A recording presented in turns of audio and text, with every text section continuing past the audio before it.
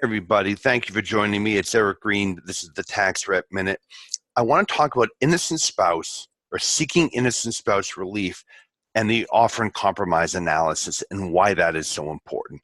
So if you've never done an innocent spouse case, or if you have and you don't know what I'm talking about, the Form 8857 is what you use for the innocent spouse. And you go through the relationship and was there abuse? And there's, if you've ever been through the form, or if you haven't, you should go look at it. But then you get to a financial, assets and income.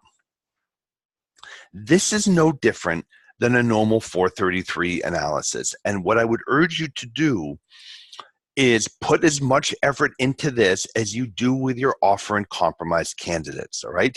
This is an opportunity to do offer planning. Why? Two reasons. One, you can prove hardship when you file the 8857. And number two, you also send a message to the specialist reviewing the innocent spouse case that we're not paying you, okay? Whether you rule against us or not, you're not getting paid, IRS, because we're going to just compromise it, make it go away, if you can make that case. So when you go to do the innocent spouse case, what you want to do is put the effort in like you do in your offers. You'll go through the expenses, look at the IRS standards, and then look at the things that the client is not spending on but could.